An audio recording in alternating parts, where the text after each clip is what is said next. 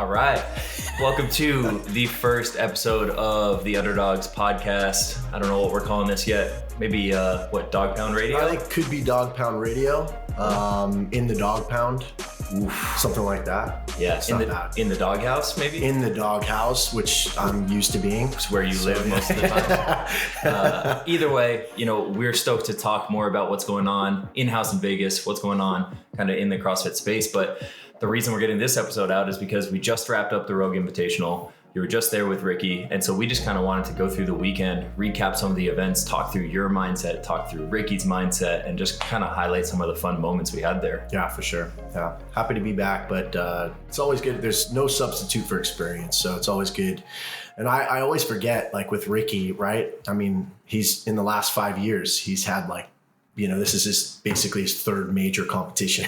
So it's crazy to think like how much he's playing catch up as far as these big comps. So, a lot to go through, a lot to assess, and, we'll gain a lot of knowledge from it for sure. Yeah, for sure. All right. So let's get right into it. Yep. I mean, first event of the weekend happened on Thursday. We didn't know about it until pretty damn close to the event. We didn't know what the specifics were of it until the day of. Just kind of walk us through that in the timeline.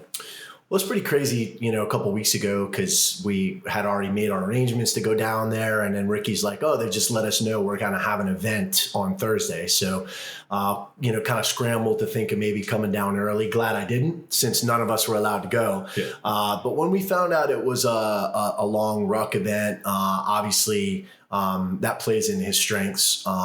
Although hasn't had a lot of experience with the ruck. He's been running a lot with a vest, and in Aus, he just hasn't been able to pick up a ruck. So it's been good. Once we got him to Vegas, he played around with a ruck a little bit. And when we talked about the workout afterwards, because obviously we didn't get a chance to talk about it prior to, he felt like he just went out a little bit too hot. I think he said, his exact words were, "I tried to break the fellas." And about a mile in, he realized he had almost broken himself, and he actually had to start walking a little bit. Really? Yeah. And that's when Hopper kind of took the lead. And, he said at that point in time, he was just trying to hold his position.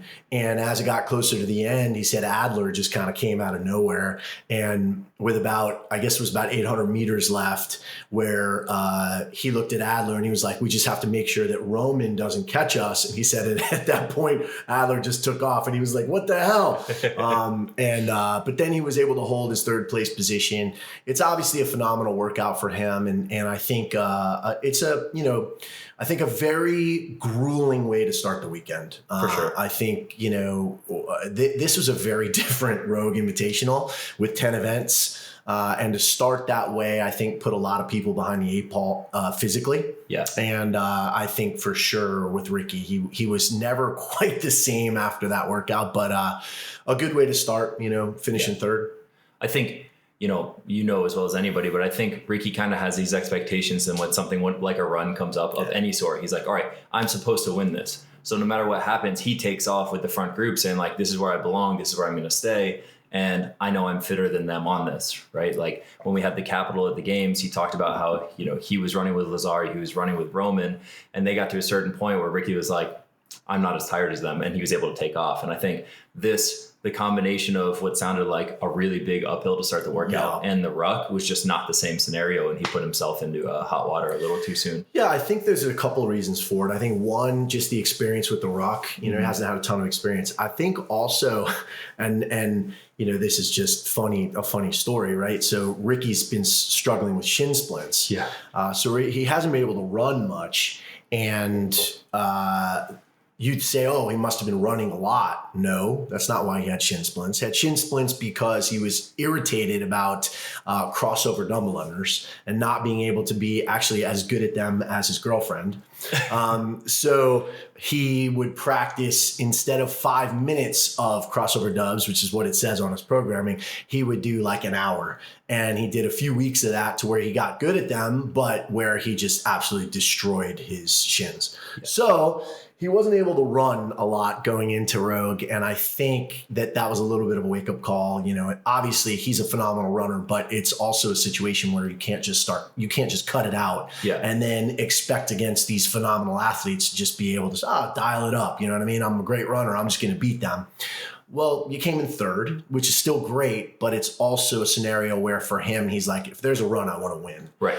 So I think that was actually probably pretty good for him to see, because I think it's something we need to make sure that we're touching on in his training. For sure. And I think it's a good reminder for him that he has to not only respect the field more in some of those events, but also respect the workout, right? And not just come out and say like, I can beat this workout, because that's not going to be the case all the time. And, realistically, this is kind of him going into his sophomore season again. Right. And so there's so much that he can learn, which is such a positive thing going into next year. It is. It's exciting because I think, he really does still have the trajectory where he can get considerably better. There's a lot of things that we can do, I think, over the next year, and we talk about him coming third at the CrossFit Games, but which was obviously amazing, but Ricky's goal is to win the games. And, the fact that, in my opinion, he still has room for improvement is very exciting. For sure. All right, moving on. Friday's events. We knew these events, but we found out pretty quickly we didn't know all the details of these events. Yeah. So the first one that came up was the ski bar event. I think we found out on Katie Henniger's Instagram that they would not be using a regular bar for the bar muscle ups. Yeah. It would be a giant log, right? So pretty much. That's exactly a good way to put it. The workout was 20 bar muscle ups, 40 cal ski, 80 GHDs, and then back down the ladder, 40 cal ski, 20 bar muscle ups. Right. So what did you think about this workout initially? And then what changed in game plan with Ricky once we got the details? Yeah, it's funny when we went out to dinner the night before and all of us were sitting around like, oh, it's a GHD race. Yeah. Everyone's going to go unbroken on the bar muscle ups. You just got to take it easy on the ski and not burn yourself out. But it's going to be a GHD race. And that obviously turned out to be different when we saw what the apparatus was that they were doing bar muscle ups on. It really, there were a lot of people that struggled with it. And one thing that I always kind of credit Ricky for is he does have a knack of figuring things out, especially with like odd objects and things like that. In warm-ups, honestly, he handled the bar muscle ups pretty well. You saw a pretty big difference between some of the competitors. Some were using grips. Some were, they couldn't do them with their grips. It was interesting to see how it was affecting people's forearms and their grip strength, et cetera. So, it really did come down to that last set of bar muscle ups. If you were in a good position going into that last set of bar muscle ups, you had a chance. And then it was a matter of just kind of figuring out how to get through them. And right. Ricky, he did a wonderful job of going to fast singles. And I think, 2 more bar muscle ups, he would have caught up to Justin. He passed a bunch of guys. They weren't even talking about him on the broadcast. They had no idea where he was.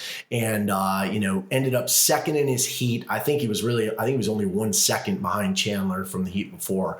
And that again is also a reminder of, I have to make sure that where I can push the pace on things like transitions, like the sprints at the end of workouts, that you're doing that because guys from the previous heat can beat you. Yeah. And that's 5 points. And who knows what that's going to be like at the end when all the points are done for. So, but another phenomenal, way to start. I mean, a third place. So he takes third, and, he's tied for first after the first 2 workouts. Another kind of classic Ricky workout where he just kind of figures it out as he goes. Yeah. Yeah, I think when we look back at this, both for Ricky to learn, but for the rest of our athletes to learn, like the 2 huge takeaways for me, one you touched on already is like, you're not just battling against your heat, you're battling against the rest of the field, right? And unless you have like a really keen understanding of what the times are, you don't often know. And if you're not in the final heat, you for damn sure don't know. And it's easy to forget, right? Like, because you're in the moment and you're in the heat of the battle.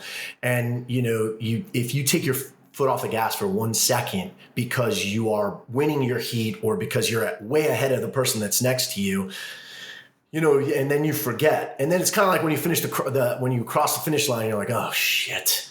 like I totally forgot about the last heat, and so it's very easy to forget that. And I think, again, that comes with experience. Mm-hmm. So yeah, I think it's a great point to talk about for younger athletes and the other athletes in our camp, and obviously just athletes in general, is to make sure that you're really focused on, hey, yes, I want to win my heat, but I also got to beat the people that went before. Yeah.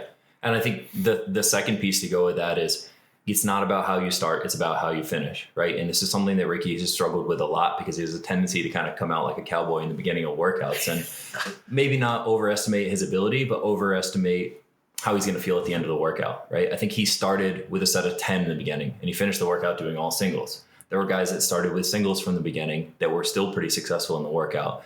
And then we similarly saw guys that came out with bigger sets in the beginning that started failing reps. And in a workout like that, like one failed rep costs you 15, 20 seconds, and that takes you out of 3 to 5 spots in the workout, right? Yeah. So constant reminders for him of like, it's okay to throttle back a little bit so that you have the gas pedal in the back half of the workout. And that's something that we've seen, Justin be so good at over the years is he's always passing people on the back half of workouts. He's never counted out. And that's such a big teaching moment. Yeah, he does an unbelievable job of that. I mean, I think you saw that multiple times this weekend, and obviously we saw it a ton at the games. I mean, in him passing Ricky in a lot of circumstances right at the end of workouts. And I think for Ricky, again, it's just a reminder, in specific circumstances that like you got to keep your foot on the gas the entire time. But in that workout specifically, I think for him, my biggest takeaway was just his GHD cadence. He gave up 11 reps to Justin on the GHDs. He was 11 reps up on Justin, and I think Justin actually passed him, or they finished kind of going to the skier around the same time.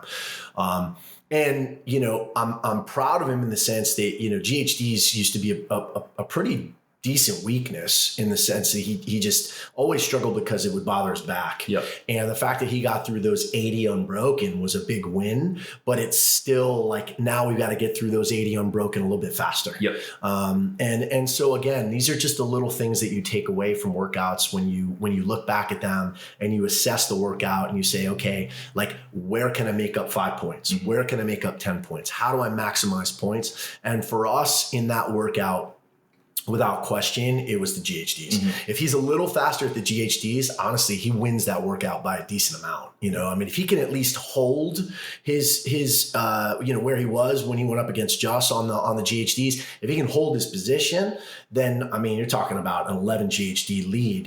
That's a pretty decent amount of time. Yeah. It's 20 seconds or so. And if he was able to hold that, he probably wins the workout going away. So now that's something we just need to, kind of institute in training. And we've been doing a ton of GHD work, but it's just getting better. For sure. Yeah. Yeah. I think, with a guy like Ricky at that level, it's not, can you do everything? It's now like, how do we get an edge on this movement that everybody can do? Right. Yeah. It's the fraying concept. It's, you can do it unbroken. Now, cool. How can we do this faster? Pull the bar back down, make your transitions faster. It's all of these little intricacies. And that's like the Fraser mindset. The thing that separated him was he's like, all right, I'm not only going to have better capacity than you, but I'm going to be smarter than you on this movement. I'm going to be faster on all of the things that we're doing. Yeah. And I think ultimately now with how competitive you see the men's field, a few seconds on each workout is massive. Yeah. I don't think there's any doubt that when you look at the field, and it's going to be this way, I think throughout the year, you're going to look at probably like 6 to 8 guys who have a legitimate chance to win the CrossFit Games. Now, that's not saying, obviously, that Justin isn't the favorite. I mean, he's proven it over and over again now. He's won, his last, 5 or 6 major competitions. But there's no doubt that there are guys that are right on his heels. Ricky's one of them. And obviously, we saw at the field at Rogue that there are even more maybe than we thought. But, there's going to be those, I think, 6 to 8 guys legitimately at the games who are going to have a chance. And it's really going to come down to execution. And now it's going to come down to between now and then how many people can improve their weaknesses and also improve their strengths. For sure. So, yeah, it's interesting. All right. Next one. One of the more unique workouts, I think, but also probably one of the more challenging ones looking at it for Ricky, the back attack workout. Yeah. Yeah, I mean, it really was a situation where for him, He did phenomenally for him. I mean, it's 92% of his 1RM, and he did 15 of them. He did them unbroken. And just backtracking too, like this workout on paper it was 5 rounds, right? It was 5, 4, 3, 2, 1 back squats, 405, 275, 25, 20, 15, 10, 5. Box jump overs in between, right? Yeah. So, and our strategy was just take your time on the box jump overs. And you saw it was very different, right, for him than it was for some people. I mean, you saw Adler essentially sprint through it and bounding box jumps, et cetera. And same way on the women's side, with Laura, et cetera. And then you saw people who, don't have a massive back squat who had to really grind their way through it. And for him, I felt like it was a win, even though it was an 18th place finish, which obviously gave up a lot of points to the field, especially in this setting where, essentially, 18th at the games is top half. And here it's second to last or third to last. But there's nothing to hang his head about him. He did what he could do. He did, in my opinion, maximize his points on that workout. For sure. But I also think it now gives him a little bit more confidence that, hey, I can get through a heavy squat workout. And it's something obviously that we're working on all the time. He doesn't have massive 1-rep maxes. He has big capacity, obviously, and his fitness is phenomenal. But again, it's just something that I think we can improve on. And even if we take his 1-rep max and we add 10 to 15 pounds to it, I think you look at a workout like this, every little bit helps. And also I think his power endurance, just continuing to work volume, et cetera. But at the end of the day, this is one of those workouts in a rogue event where you've got 10 events that when you come in 18th, it's very hard to say, okay, at that point, like I can't have another finish like this if I want to finish on the podium, right? And so, that was the one event that we circled that was like, okay, this is going to be challenging for us. And I think he did what he could do. I think we were hoping maybe it would be like a 12th to 15th, but man, those fuckers are strong. So strong. It was tough. I mean, yeah, I looked at this one and, for people that know this stuff a little bit better, 92% of your 1RM is generally considered like a 3-rep max, right? For a CrossFitter who has a bigger endurance base, maybe that's a 4 or 5 or something. So we look at that weight and we're like, if he can get the 5 unbroken, then that's going to be a win. If we can stay unbroken on the 4, on the 3. And so that was my first concern. And the fact that he got through that, I mean, that's our win, right? And that just highlights how important it can be to build the top end for athletes because, the bigger your bucket is, the less of that bucket we're having to use when it comes time for that event. If you can squat 500 pounds versus 450, then that 405 is going to look much different. So I think people get lost sometimes in trying to figure out, like, am I trying to build a ton of volume at this weight? Am I trying to build my top end? I think there's a time and place for both. The off season maybe is that time for a lot of people to like build that top end number so that your training percentages can go up and you're able to kind of work through those weights a little bit better. Yeah. And this was interesting. I mean, this is the first time I can remember in competition, a back squat workout at that weight, at that volume. Yeah. I'm kind of hoping now that we've seen it in Rogue, we won't see it for the rest of the year, selfishly for Ricky. Somebody's going to look at it and say, that was a great idea. Let's do it again. Yeah. And they'll probably pick a different movement, maybe a front squat or an overhead squat, et cetera. But it definitely was an interesting spin on a heavy back squat. Obviously, we saw that there were several athletes that could handle it pretty well and pretty easily. But without question, his skill set, it was definitely a win. Mm-hmm. And that's interesting too, because it was an 18th place, but it was a win. Right. And there are some workouts where for you, like top 3, that's the expectation, that's the win. But then there's going to be some where, if it's a weakness workout, like 18th, if that's the best you could do, that's a win. And that's so important for the psychology of an athlete, 100%. Right? It's huge. Think you're Ricky, you came in 3rd of the games, you expect to be, one of the top 3 fittest men in the world, but you take an 18th on a workout. So in one hand, you could look at that and be like totally beat up. It can carry on to the rest of the day, it can affect future performances. Or you can be mature enough to look at this and say, how did I do relative to my current capacity on this, regardless of the leaderboard? And now after the weekend, we can look back and be like, okay, I got to get better at this thing. But right now you have to stay in the moment, move past that and get to the next one. Yeah, it's massive. I mean, emotionally and mentally for him, like when he finished it up, he was smiling. He was like, mate, I just did 405 for 15 unbroken. You know, it was a big win, honestly. And I think, you know, he talked about, before we started together, you know, how he probably would have been able to do one at a time. I mean, that's essentially where he was at. And the fact that he's now, you know, his maxes have all gone up and I think he's getting stronger and fitter. I think that was I think that for him was a big mental win for him. Mm-hmm. So, you know, an 18th, but a win. Yeah. All right. Last event of Friday. Yeah. Another barbell workout. Yeah. Actually one that I love. But you tell me what you think about it. DT with a spin. Yeah, I actually thought this was one of the best program workouts of the weekend. I really liked this workout a lot. You know, I think obviously you had to be adept on the barbell, but this also brought in a lot of fitness, which I like, because sometimes we see Rogue and it gets so heavily, you know, barbell oriented and it favors the barbell specialist. But I felt like this kind of, you know, with the Echo bike, there was a lot of strategy there, and I think it was a really well programmed workout. You know, for Ricky, this is another one on paper that you know, I'd look at and historically be like, we've this damage control, we got to manage our way through it. And I think he took 10th or 11th, but I know when he was done, he was very happy in the sense that he felt like he had a lot more. He felt like he was like, man, I've improved a ton with the barbell, but I just felt like my fitness was great. And, you know, his only regret was that he didn't start his kick earlier.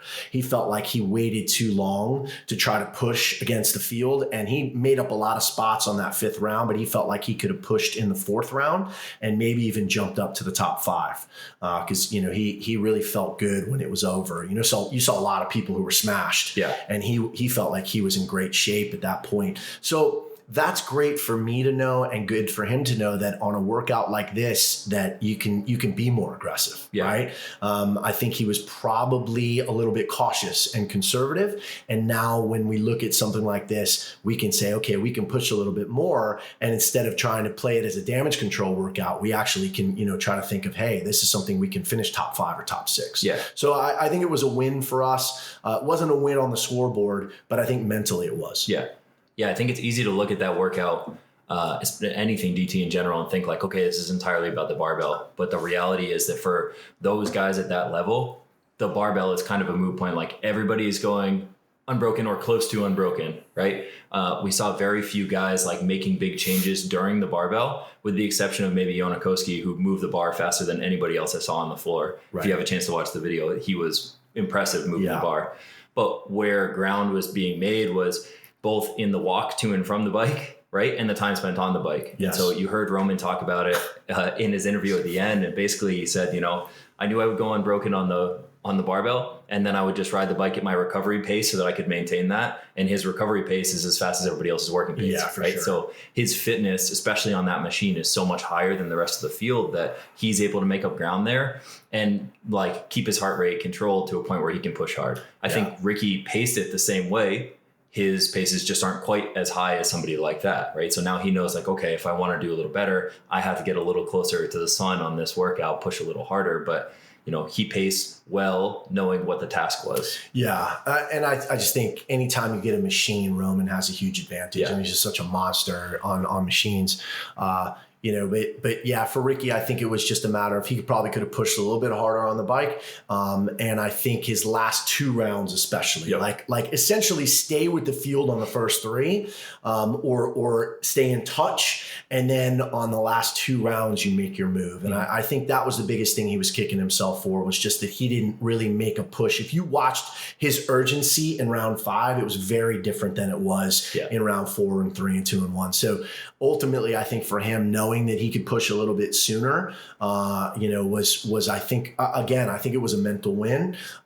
It hurt a little bit on the scoreboard, obviously, in that setting, just because of the way that the point values were. So I think, after day 2, he was still in the top 8, he was still in touch, but certainly like those last 2 events for sure, put him behind the 8 ball as far as like our goal, which is obviously to finish on the podium. For sure. Yeah. All right. So we move through that. We get to Saturday. Ricky he spoke to us about it. He didn't really speak to anybody else about it, but he wasn't feeling great going into the day. Yeah, it was surprising actually. Like when we talked on Saturday, he just talked about how smashed he was. His legs were destroyed. And I know he was concerned. He just felt like energy-wise, he felt good, but physically, he felt thrashed. And we heard that a lot from several of the athletes. And I think that had a lot to do with the ruck on Thursday and then that back squat workout on Friday. For sure. So I think that there were a lot of athletes who were, physically affected greatly and more greatly than they had been in a lot of previous competitions, where Ricky said he was much more sore physically than he was at the games. Yep. Mentally, obviously, it's a whole different challenge. And he felt good mentally, he felt good energy-wise. But physically, he was pretty trashed. Yeah. Yeah. And then, they wake up Saturday, they're staring down the barrel of another workout that's going to be really heavy on their legs. They had, I think it's called the turtle, right? Yeah. Remind me on the... So the turtle it was an axle bar lunge workout to start, right? So they axle bar lunge down. They have a monkey bar traverse, pull the bag up the hill, and then the same thing on the way back down, back to the monkey bars and the lunge. Yeah, what's crazy is I think, we watched the women's heats. Yeah. And you saw the method for the women on the sandbag pull up the hill was a massive separator. Right. And with the women, you saw the method where they were essentially doing 2 long reaches and then a yank, right? Trying to long heave, and use your lower half, use your hips. But it actually turned out that for the men, that wasn't the best method. No. It was the long hand over hand. It was a lean back, hand over hand pull. And you saw that Quant and Vellner definitely executed that the best. Ricky got to the top of the hill, right? I think at the front of his heat or close to the front of his heat and just didn't pull the sandbag up the hill as quickly as Quant, and a couple of the others. He was great. He was solid on the lunge at the beginning. He was very good on the monkey bars, which I expected. The monkey bars that were a cool ad, but almost irrelevant. Really and truly, that to me was the most disappointing part of the workout. Yeah. I think that if they had done either, they had put maybe 3 or 4 of the monkey bars back to back to back, to make it a long one, or if they would make you traverse them, 4 or 5 times, that would have been awesome, and it would have changed the whole vibe of the workout. Because I think would have been cool would have been to say you've got to get from one side to the other unbroken. You've got to do it 5 times. So now you've got to make the choice as to, do I try to do the whole thing unbroken 5 times? Do I go once, come down, shake it out, go another? So I think they could have made the workout much more interesting with the monkey bars and actually had that make a difference. But it actually turned out that sandbag was really the separator, the sandbag pull. And for him, he was kind of middle of the pack with the sandbag pull and again, middle of the pack with the workout. I think that one he was a little bit disappointed in. I think we saw that one and we said, oh, monkey bars, something a little bit more athletic, odd objects. This should be, in our wheelhouse. And I think, again, finishing like right in that 10th to 11th, it was definitely a disappointing finish. For sure. Yeah. I mean, I saw the monkey bars and I even thought similar to the parallel bar traverse at the games. I was like, what if they traverse across and they had to do strict pull-ups on either end? Then that's affecting the bag pull up the hill, right? Yeah. So something like that would be really cool. But yeah, this is the first time I think that we saw that the second heat, the final heat, had a big advantage over the first one. Absolutely. Because in that first heat, a lot of guys did it very similarly to Ricky, right? They grab with 2 hands, they try to use their whole body to pull up. And in a workout that has more pulling interference, that might make more sense. But with it just being one pull up the hill and nothing else to interfere, Sam was just so much faster pulling hand over hand. And then you saw the final heat, every single guy pulled that way. Yeah. Right. And so that was just, he did the best that he could with what he had on that. We learned from it and we move on. But I even thought that the way that he lunged was a big win, because in the past he's had a tendency to really blow up on like a heavy lunge for a long distance. You know, he blew up a little bit at the games relative to some of the guys he was racing with in that event. And so I thought that was a win. The monkey bars were what they were. And you know, he just didn't execute as quickly as other people on the bag. Yeah, and I know for him too, going into that with his legs, he was worried about the lunge. You know, he talked about how much his legs were smoked.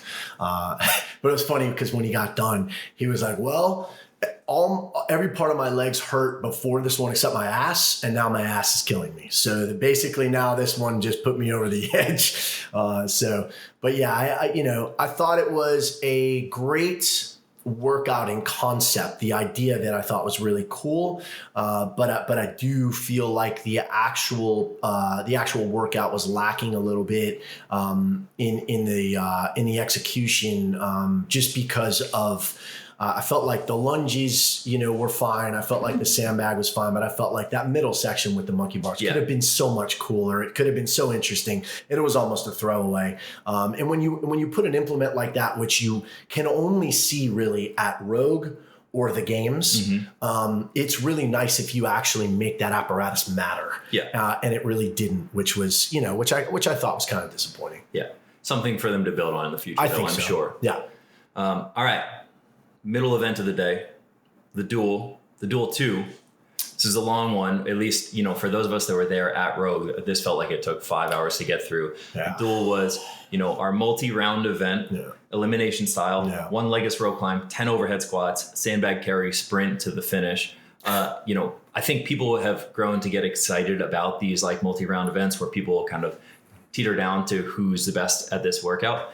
In the beginning, I was really curious about the single legless rope climb, because I felt like it became, especially for the men's field, it was almost useless in that everybody can do them fast, and you're only doing 3 to 5 rounds, which is not a lot of volume for it.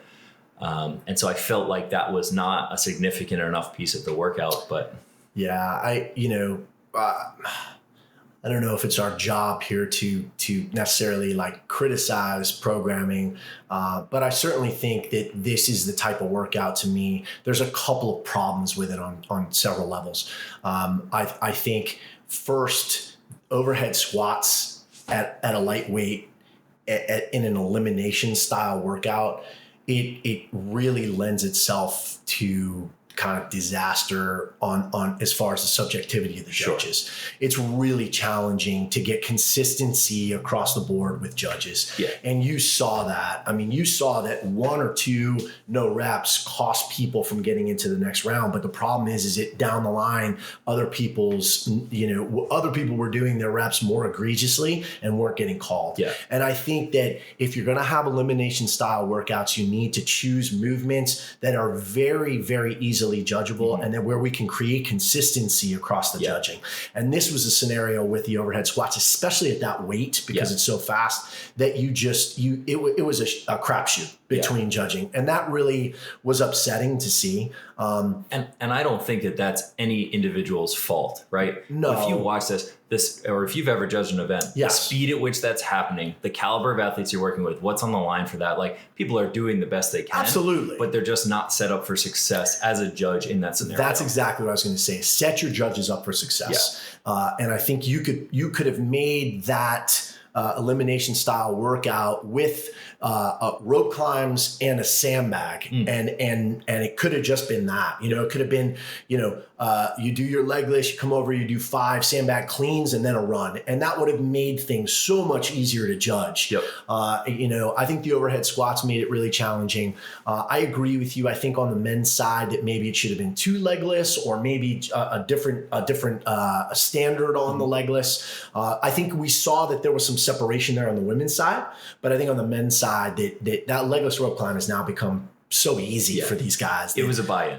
Right? And I would have liked to have seen something a little bit different. And the sandbag actually turned out to be like the biggest separator. It was awesome. You saw a lot of people fall. You saw a lot of people who struggled. You saw a lot of crashes, and we will avoid talking about the finish line debacle with how that works. That's not for us to talk about. But yeah, it felt it felt like it turned very much into just a cycle speed event for the overhead squat. And maybe if that's what they're looking for, then like, cool, they nailed that. But yeah. Yeah. And then the other issue that I had with it was just, it took so long. For them to calculate from each round to the next. So the men's field was waiting back there forever. Yep. And I know they did the best that they could, but in my opinion, one, you've got to be able to get through it a little quicker. And also there was no reason that they needed to go from 10 to 5 to 2. Yes. They could have gone from 10 to 5 and called it at that, and that would have been fine. We had the same results basically every single round. For sure. So I think that, they just did one too many rounds. But as far as Ricky is concerned, I think this was the one event from the weekend where we were definitely the most disappointed after this one. This was one of those workouts where you finish and you make a mistake and that mistake turns out to be like a gut shot, and that's what it felt like, because I felt like this was the workout middle of the weekend. It's moving day. Yep. You didn't have a great finish in the morning, but it wasn't catastrophic. This is a workout that's legless rope climbs, strength. Overhead squat is certainly, it's not a strength, but it's not a weakness. It's something that he can do. And generally picking up that sandbag and moving with the sandbag, very good. Yep. He looked very good on the rope. He got called for one no rep on an overhead squat, which honestly I was watching it and they all looked the same to me. And I was concerned about that, obviously.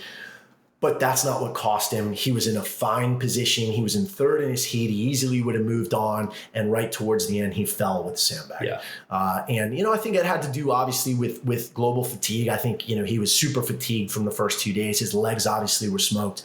But I also think it was a matter of just trying to move a little bit too quickly. Yep. And he got leaning forward and he fell and it cost him. And it was a major mistake. He didn't make it through to the next round, finished in 18th. He only gets 10 points or 15 points. And I think that was one where he was definitely, I don't think there's any question he makes it to the top 10 if he maximizes.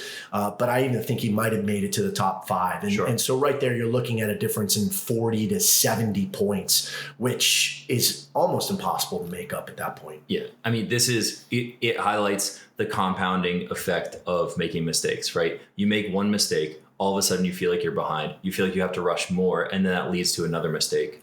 And I think that what we see from guys that are the best at maximizing their points is they don't let one mistake turn into 4 mistakes in a workout, right? You miss one overhead squat. Okay, no problem. Let's move on. Let's finish this workout. Maybe we get into that next round. And even if he doesn't make it past that, that's 3 to 5 more spots. That's a lot of points that over the course of the weekend could have been, the difference between him finishing 10th overall and him finishing 7th or 8th overall. Absolutely. And we talked about that prior to the workout. Was essentially like, you're good enough at these movements that it's not that you can cruise, but you can make sure that you be clean. Yeah. Like that was the key at the beginning. The first 2 rounds, be clean. And he wasn't. And, when he came off, he was just like, I don't know what happened. I was running, all of a sudden I fell. I mean, I think it was part of probably just a lack of concentration for a second, maybe looking over. I mean, I have to look at the tape, but, I know for a fact that that's something that he should excel at. And those are things that, again, now we just, we'll throw more of that stuff at him in training. Because honestly, now that's aside from the skill elimination at the games, but the elimination workout at Dubai and the elimination workout now here at Rogue, he's been out in the first round, and they've been with movements and, in my opinion, workouts that he could have finished in the top 5, and they were strictly mistakes. Yep. They weren't talent. Right. It was because of execution, and those are things that you can't do. You can't do that when you look at Medeiros and you look at these other guys who are at the top. You can't give away points. They're just too good.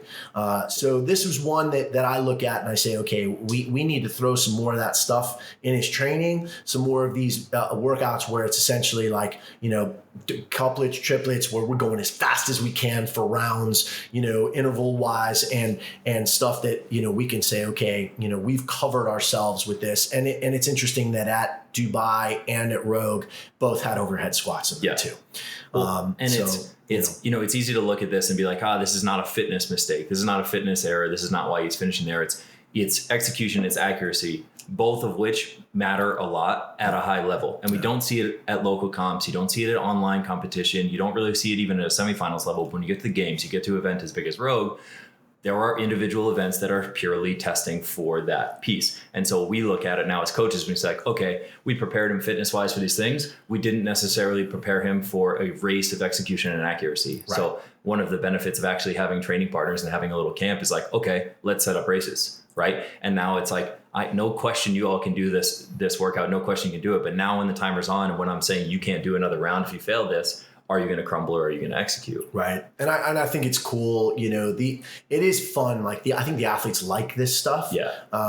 So I think in training, it is fun to be able to put that together and have them race each other. And, you can do it essentially in a very similar style with, each round is its own entity, right? Like it's not combined. So yeah, I think that'll be exciting when we have everybody together to throw some of those in there. For sure. And I think for him, just getting more and more practice doing this stuff and trying to be as precise as possible, essentially just eliminate those execution errors, which I think is what it is. It's certainly not a fitness thing. It was an execution error. Yep. All right. We wrap up Saturday, the marquee event, Texas Oak, the log clean and jerk. Kind of, we found out about this event, at least a week prior, 2 weeks prior, maybe. Yeah. Right. They posted something of one of the athletes who tested it, going through it. Everybody scrambled to try and find a log. Some people I'm sure had practice on it prior, but talk us through where you're at with Ricky. Had he ever touched one before? No, he had never touched one before. He came to Vegas, he tweaked his back while he was in Vegas, right? Yeah. So he had to take a few days off. Not training. No, he tweaked his back, putting his shoes back in his bag. I think it had a lot to do with travel and, sure. and so anyway, finally he was healthy. It was Monday, the week of Rogue, and he went to a gym in the area and he was able to get on the log and play around with it a little bit. But suffice it to say that, I wasn't extremely confident about him on the log. And if we backtrack, because this is my story time now. Yeah. Justin comes out after the warm-ups and he gives me the same fucking speech I got before the sandbag clean event. And I've just learned when these events come up, I can't be around Justin anymore because he brings me too much anxiety with it. But he comes out, he goes, dude, this could be bad. I was just in the back. He goes, Ricky can't fucking clean that thing to save his life. Yeah. And I heard the same shit about the sandbag. He's like, bag started 260. He's like, I don't even know if he's going to get the first bag. I don't know if he's going to get the first log. Yeah. But Ricky is just a different animal, right? It doesn't always look pretty. Yeah. But he figures it out. And I just think we kind of joke. We're like, he's got his whole city on his back. It's like, it's unbelievable. He knows when he goes out there, he's one of the few guys that you look at and you're like, he's fighting for something outside of himself right now. And there's nothing that's going to let him give up on this event. Yeah, it's so inspiring, honestly, because it's true. I wasn't sure he was going to be able to clean the first bar. And if you watched it, it wasn't like I was making it up. No. He did not look great on the cleans. Yeah. But he figures out a way. And then once he got it to his shoulders, I was actually considerably more confident. He looked really good jerking that thing, which was cool because there were a lot of guys who struggled with that. But man, it was such a struggle and a battle to get that log to his shoulders. But he figures out a way. He's got a knack for it, and I think there's a very interesting stat that Brian Friend showed me after that event, which is that Ricky is the only athlete to finish the sandbag and the log in the top 5. Oh, I didn't even know that. Yeah. That's awesome. Yeah. So he's the only one with those two odd objects now to have finished in the top 5. Yeah. And if you look at Ricky, you would say, no way. That's not him. He's not like the you would think, guy. right? I mean, you'd say, okay, Roman, or you'd say Adler, or Justin, someone like that. Yeah. Yep. But the fact that Ricky can do that, I think is, I honestly just think it speaks volumes to his character. I think that he's just a guy who, has this thing inside of him, and when he lets it loose, man, he will literally die to succeed. Mm-hmm. And I think that that's something that's very hard to teach. And it's very inspirational as a coach to have an athlete that does that, because they make you want to be better when they do that stuff. And Without question. I mean, I was so incredibly proud of that event, and I know for him, being able to take third in that event was something he was obviously very excited and proud about, and it ended up being a very exciting event. I think all of us were very nervous in the back watching it, even more so than the sandbag event. I think we were all concerned about, the fact that log's going overhead. We were concerned about possibly, there being some injuries and whatnot. And there were a couple of scary misses, but thank God everybody got through the event without any serious injuries. And it actually turned out to be a super exciting event.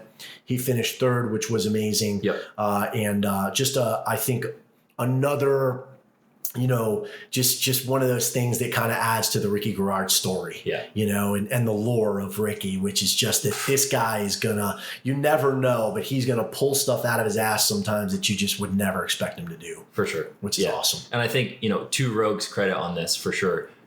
They announced this early enough that people had a chance to at least try to find a way to get on a log once, maybe twice before the event. Yeah. I think without that, we would be looking at this much more critically, putting guys in a position to have to do this without any forewarning, right? At the games, the sandbag, I get it a little bit more. They're heavier bags than we've ever done, but everybody's touched the sandbag. It's not going overhead. Right. This was definitely a different animal. And I think, one of the things that I try to do for us is look really critically at like what we can do differently as coaches for the team. And I think this just highlights like we're now at a point at the games level for athletes that you can't afford to not be spending time on each specialty with coaches in that realm, right? You can't afford to not be spending time a couple times a month at a strongman gym, touching the implements. We don't know what's going to come up next. Is it going to be a Sear dumbbell? Is it going to be stones? Is it going to be something? And it's very clear that the people that have learned the technique to execute are more successful.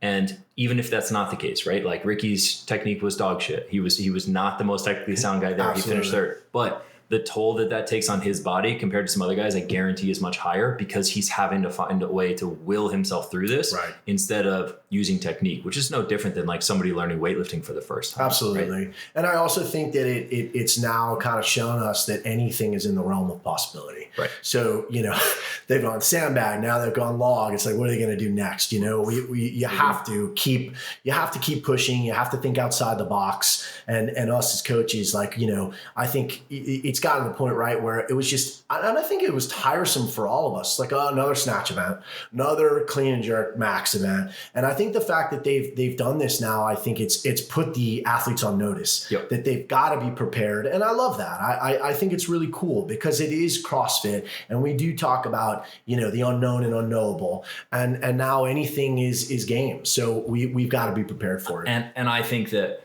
it is entirely possible, if not probable, that we see some sort of rock climbing now at the games next year. You just think about the way that you can race, the way that execution plays a role, the way that it brings in another sport that's kind of adjacent to fitness. I know that for us, speaking for us, like that is something that we will be starting to regularly implement for our crew is because it's also just a way to play, right? Like second session of the day on a Wednesday, we're going to the rock climbing gym. You're going to boulder, you're going to figure it out, right? Because there's no excuse for us to not regularly expose our athletes to these adjacent sports that they may very well have. And at the same time, you're building grip capacity, you're building pulling, like there's no reason not to. It's huge. And it's obviously like near and dear to my heart because I love it. And do you yeah, it's exciting. And, but I mean, I don't think there's any question like look at the top two women in the world right now with Tia and Laura. Laura obviously is an ex-Hungarian champion, but over the last few years, I've seen Tia at the Rock Gym a ton. Like she's had, her and Shane go. And I just think in general, it's phenomenal, obviously for a lot of the stuff that we do in building grip strength and agility and also just cerebral, like being able to figure out problems. It's a phenomenal thing. So I love that. And again, thinking outside the box. What can you do outside the gym or outside the prototypical CrossFit gym to be able to improve yourself as an athlete, to be able to stretch yourself as far as training is concerned? All these things are massive. And I think we see it, especially at the games, Rogue, where they can throw these different implements at you and odd objects, etc. So I think without question, it's invaluable. We are at the point where it's not about training more than somebody anymore. Everybody's training a lot. Everybody's training plenty, right? Like there's really nowhere else to go. We have to train better. We have to train these different things. We have to shore up the holes. that was one of the things that I loved most about this year's games, is that Boz said, like, I know you can do a million double unders. I know you can do a ton of strict handstand push-ups unbroken. Now prove to me that you can do it this way. Right. Prove to me you can execute this with the wall facing handstand push-up, the crossover dumbbell unders. It's making us say, oh shit, we have to take a step back and be like, I have to rebuild my foundation. I have to improve my skill set, not just improve capacity, which I think is really helpful and healthy for the sport, because like the volumes that people are doing is getting crazy, right? And I would, we've talked a lot about this. Like, we don't consider ourselves to be the highest volume training camp out there for a variety of reasons. But, it's good to take that step back now. Yes, totally agree. All right, on to Sunday. Yeah. This is actually my favorite workout, just because I think that, this snatch and press event highlights, your fitness, highlights your strength, highlights strict gymnastics capacity, which I enjoy seeing, but it's a workout that has such a fine line where if you go a little bit too hard, a little bit too hot, you reach that point of no return. And you see this with people is like, if you do one too many reps on the set on the strict parallel handstand push-up, or really any strict handstand push-up variation, like, you might not be able to come back. That might turn into a 60-second staring at it. Yeah, obviously we look at this event and it was one where we knew we had to be careful. Again, this is the other event of the weekend where I felt like they could have made things much easier on the judges. The standard for the handstand push-up, specifically the feet inside the handles of the parallel, it just became incredibly subjective, and it was judged very differently from judge to judge. Right. And that really it didn't determine who won the workout, because Jason was unbelievable. Hopper was incredible. Obviously, I was Alexis so impressed with amazing. Him. So impressed with Jason. But throughout the rest of the field, it did crush a lot of people, and unfortunately Ricky was one of them. I think that was a really hard one for me to swallow, because I watched Ricky and I felt like his reps were good reps and he kept getting no rep, and eventually when you get no rep 9 times, there's just no way to come back from that, especially on a movement that's not a strength for him. Yeah. And it beat him up pretty badly. Yeah, I think, I was in Madrid this year and I watched both the Dukic brothers compete. And there was an event with strict handstand push-ups, and it was Luca, and it was a big set. I think the first set was maybe 30 reps, and he got no reps, 10 or 12 times. And it ended up taking him entirely out of the workout. He kind of blew up in the middle. And I think when you look at something like that, you look at Ricky's performance, it's easy to look at it and say like, oh, he's not good at this movement, or, oh, he doesn't have the capacity. But the reality is, like, these guys go into this with a game plan. Yes. They know the set sizes they need to complete the workout. So when you start getting a bunch of no reps, that takes you out of the game plan. It puts you closer to that point of failure. Absolutely. Too early in the workout. And I think that's a big part of what happened for Ricky. Like, strict handstand push-ups are not his strongest suit, but he's worked hard on them. He's capable of them. And I just think, a couple costly no reps put him in a position where he didn't know he had to throttle back in order to pace and get through the workout. Yeah, and I think they could have made that a lot easier on the judges. If the rule was going to be that your feet don't go outside the parallel handles, what they could have done is just put 2 strips of tape down the glass, and it would have made it so easy for them to judge, as opposed to it being so subjective. And I really feel like I want a workout to come down to people's fitness. I don't want it to come down to subjectivity. 100%. Yeah. And I don't know where I saw this. Actually, I think this is a Mayhem event. Maybe it was 2019 or something. There was a question asked about foot width on the handstand push-up. And they just said, as long as you stay inside the plexiglass, you're good. Right. And so whether it's lines, whether it's plexiglass, you're giving a very clear, hard guideline. It's just like a finish line. It's like you cross it or you don't cross it. But when you're asking them to look at the parallettes and draw an imaginary line up to where your feet are, you're just setting people up for failure. 100%. Right. And both, for the judges, both for the athletes who don't understand what's going on, it's, there's no reason for it outside of setting a standard for the sake of a standard. Yeah. And I think that was the only part that was a little challenging there. Yeah, because the workout is cool. I think that's something they just need to look at. And those are things that in the sport, we want to make it as easy for the judges to judge as possible. For sure. And that just wasn't an easy standard for them to judge. And unfortunately, it greatly affected the workout and the athlete's performance. Yeah. Yeah. Second to last event, the goblet. This workout was nasty. High volume, lots of running, 7 rounds, 7 muscle ups, a hill sprint, 11 goblet squats. This was not a hill sprint. And I knew this when we read it because I was thinking about the field and, the distance they covered. But this was like a 200-meter run into a hill run that turned into some guys walking up the hill. This was, a jog at best for guys. This was a tough event. Really hard event. One of those events that we circled as one that Ricky could win. Yep. Certainly a wheelhouse workout for him. Ring muscle ups are one of the strongest movements. Running, obviously. The squatting, I think, took more out of people than they expected it to. But in general, this was the workout that when it was over, it really proved to me, how physically affected he was from the rest of the week. For sure. This was the one where he just looked at me and was like, man, I'm fucked. I tried as hard as I could and I just couldn't push the way I normally push. And it wasn't just him, right? No. We heard, we had a chance to talk to Roman's coach and we heard kind of the same thing. Yes. It was visible for Roman, right? Yes. He was riding on empty. Ricky a little bit too, because this is a workout where I thought throughout the first 5 rounds, I thought Ricky paced it beautifully. Yes. It was him and Pat out in front. They were kind of not working together, but they were side by side in the whole thing. And I said, this is it. I said, we're going to get to the last 2 rounds. Ricky's going to be able to push the run a little bit more and he's going to pull ahead because that's the sort of workout that he does that. Right. Right. And he just didn't have that gas. No. And he said, he said, listen, I just couldn't, and so, that to me makes me think a little bit about, okay, like what do we need to do? And to make sure that when a workout like this comes up, that he's got that reserve over those last couple rounds. And I think part of it, could be travel, obviously, part of it was the weekend, but in general, I think what's so important for Ricky, is Ricky, let's be honest, right? Ricky's a flawed athlete. He doesn't have the best positions on certain things. He certainly has some deficiencies, but he's unbelievably fit. He's got a world-class engine. Ricky needs to be the fittest person on the field, as far as his engine is concerned. Is it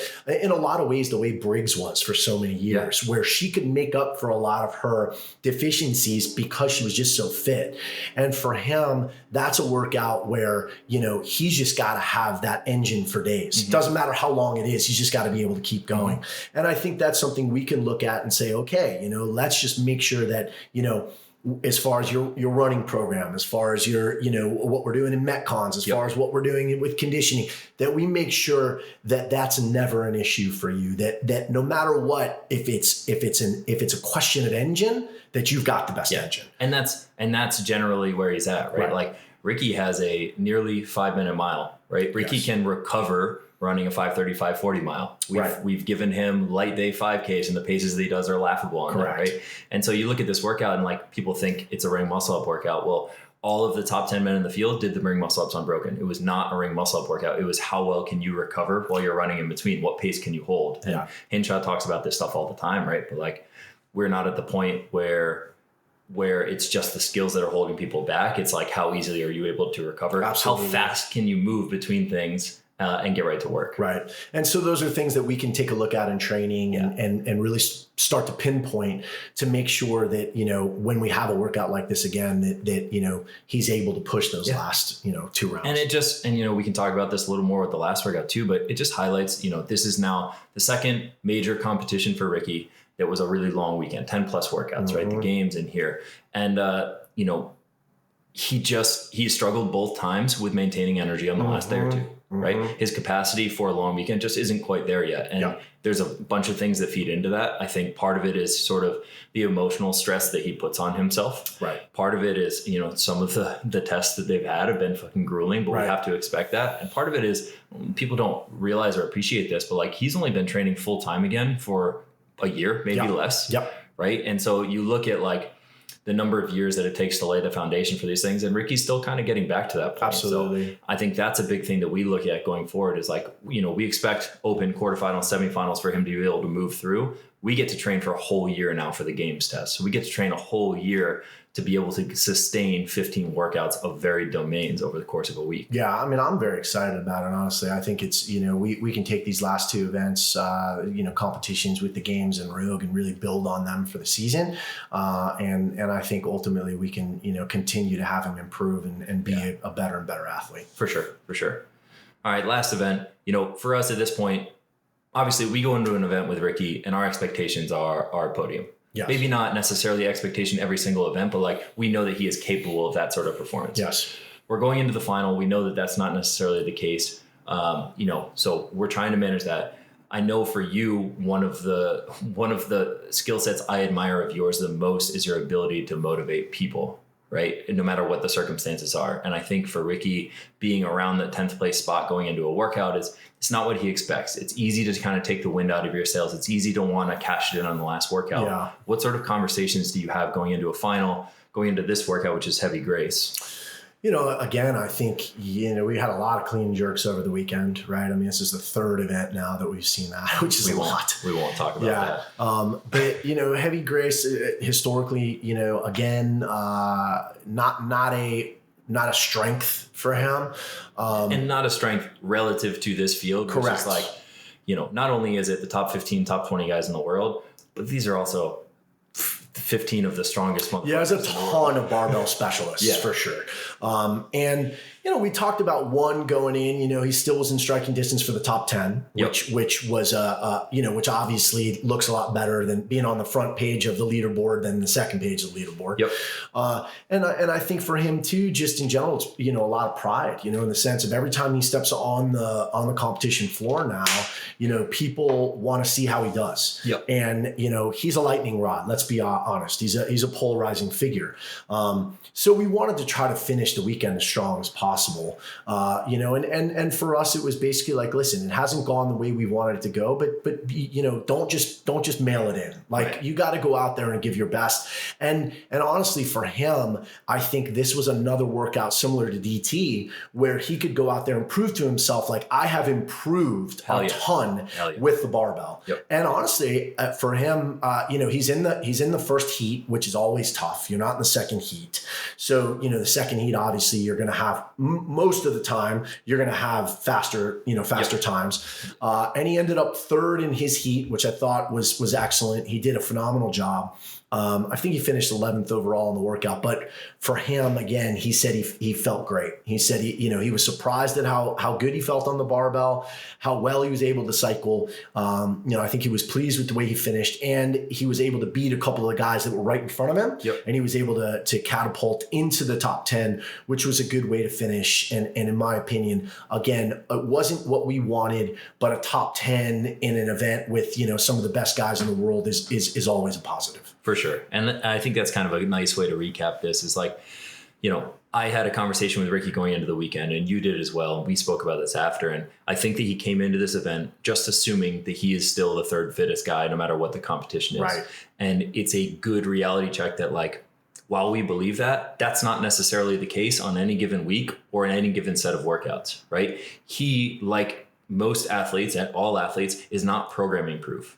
And when a test looks a little bit different from the test that we saw at the games, and when next year's test at the games looks different from last year's test, he can't walk in assuming that he's going to place the same way. And so it's a great reality check. It's a good opportunity to really test a bunch of things that in the past have not been strengths of his, to see where we're at and where we need to continue to go. Because if we came out and we had a whole bunch of running tests, we had a trail bike again, we had more traditional gymnastics capacity work that he thrives on, like maybe he would really excel, but we wouldn't have highlighted the things we need to work on. Yeah. So in that, coming in 10th is a win because it's going to keep him really hungry. Yeah. And it gives us a good look at the things we want to work at for the next 6 months. Yeah, without question. I think that was that this competition specifically was a reminder and a reality check that, hey, if I give anything, this field's going to take it. Yep. These guys are really good. And I think it was good for him to, I think there were guys that in that field that he just thought, I'm going to show up and I'm going to be better than. Yep. And, those guys will step on your neck, man. Like, they want to win just as bad. They're all phenomenal. So it was a great reminder that, hey, I've got to put in the work and then I've got to execute. I got to come and I got to execute. Yeah, without question, a lot to take from, a lot to build on, and something that we'll take a look at and just continue to improve on. For sure. I mean, hats off to Reiki, hats off to Rogue, hats off to the rest of the competitors. It was a fun weekend to be a part of. Hopefully looking forward to going back next year. Yep. And this is a fun episode. Right? Yes. It's cool to get to recap. First. We will do more of these recapping. We will also do more stuff kind of diving deeper into coaching topics. But whatever platforms this ends up on, once we actually get it published, make sure to like, subscribe, share it with other people. Send us your feedback. We're always looking for feedback because this is new and we just want to share more with you all. So, all right. Thanks, Keith. Bye, guys.